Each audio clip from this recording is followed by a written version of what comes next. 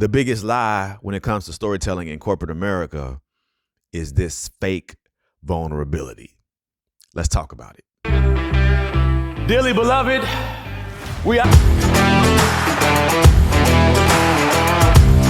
their well-being. What's going on, good people? Welcome back to another episode of Elevate. Don't hesitate. It is your man, Rashad Rayford here. Hopefully all is well in your world. So listen, let's jump right into it. This is a topic that I know a lot of people will have something to say about, to chime in on or whatever, but I want to get right into it.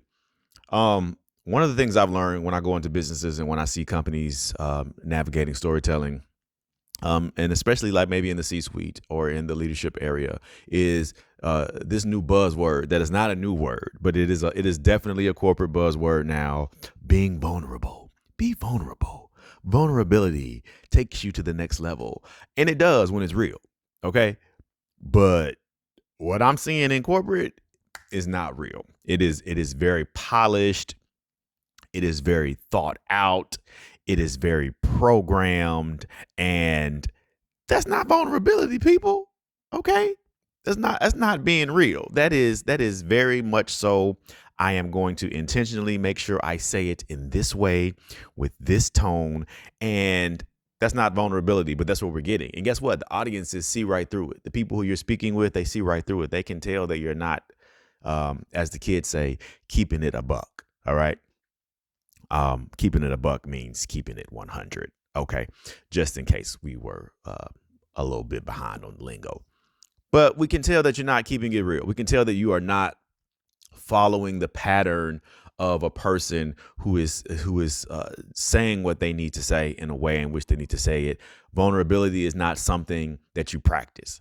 Vulnerability is not something that you prepare a form for. Okay. You don't fill out a form for vulnerability. You show up and you are vulnerable. But corporate has now taught us to now approach it in this way, and we got to break that.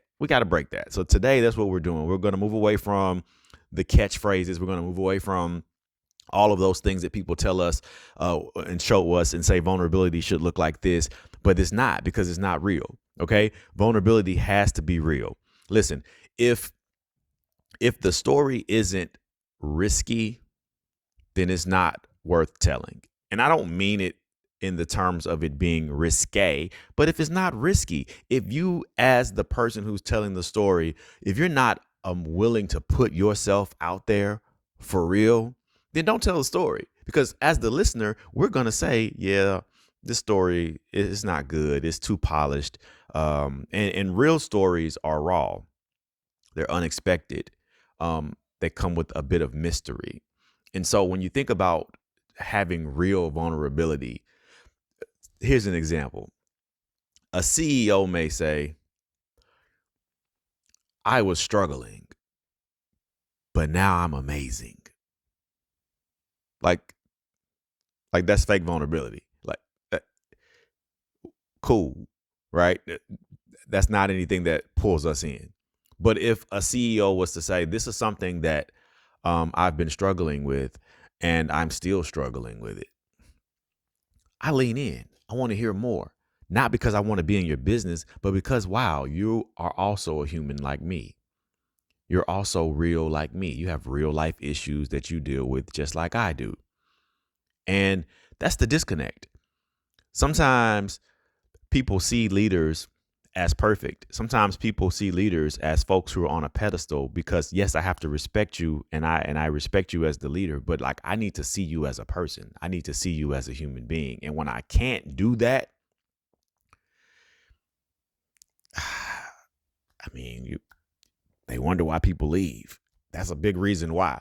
So we got to move out of this space of thinking that vulnerability has to be perfect, has to be neat, and has to be in some particular order. It doesn't, because that's not real vulnerability. All right. We want people to know and feel like what we're saying to them is real. All right. Let's be real. Let's be real. Let's stop with the cute vulnerability, the buzzword vulnerability, and let's really dive into what that is. The second thing that we have to kind of get away from, and this can be maybe a bit of a hot topic for some people, is the hero's journey when it comes to telling stories. Listen, we know the hero's journey works.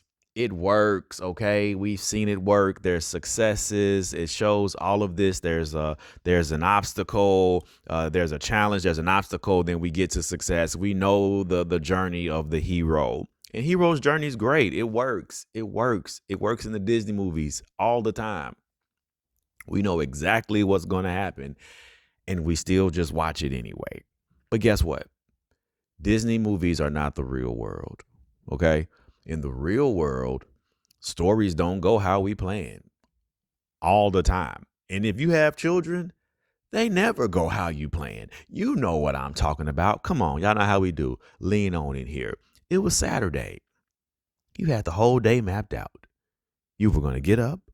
You were going to clean the house. You were going to wash the car. And then you were going to take the children to the zoo. But oh, little Timmy decides halfway to the zoo that he wants to let that chili from the night before leak out through his diapers that are not supposed to leak. So now the zoo's canceled because now we have to go back to the car wash and handle little Timmy's mess. These are how stories work in real life. So the hero's journey doesn't always work. So here's my advice to you. In business, sometimes let the challenge be how the story ends in this moment. Why? Because sometimes we need to figure it out.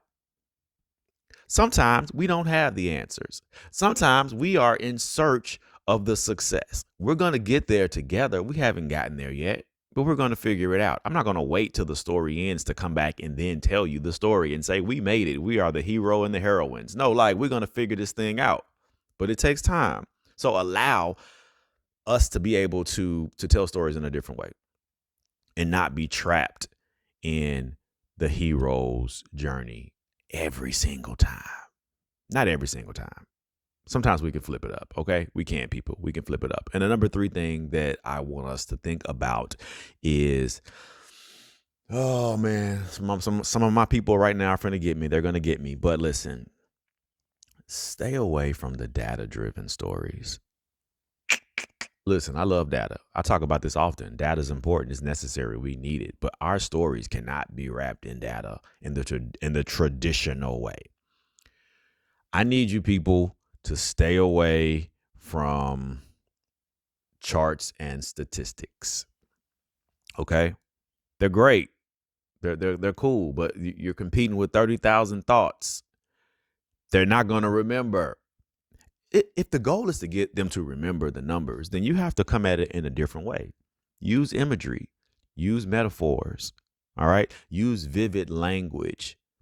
And then as you're doing that, bring the data in through the back door. But if you get up there with a pie chart, or if you get up there with statistics only, and then next week say, what was the percentage? Susie, what was the percentage from last week? Susie's going to say, I don't know, Bob. I don't know. So we got to move away from the things that we feel like have to be concrete in our business, especially when it comes to how we articulate stories with our clients and with our employees. And even in the C-suite as the heads, like you got to change up how you tell your stories. Listen, no one in your office is going to tell you these things. That's why you bring me in, because I'm going to tell you and I'm going to help you. I'm not just going to tell you and then leave you hanging, right? No, I'm going to actually help you get to where you're trying to go. And you can do it in a very creative way that still aligns with the business, that still aligns with where you're trying to go. But we have to stop making storytelling so boring, so predictable. And we have to stop being fake vulnerable, because people are looking at us and internally they're shaking their head and saying, oh, that was so bad. You have the power. You have the ability to do it. And if you need help in doing that, then definitely feel free to reach out. And I would love to show you how I can help you make your stories come to life in the corporate space. I'm going to leave you like I always do. Thank you for liking and subscribing to the channel. Thank you for sharing these videos. I'm getting your messages. Thank you guys so much. I really appreciate it. Continue to share, like, and subscribe. And until next time, peace.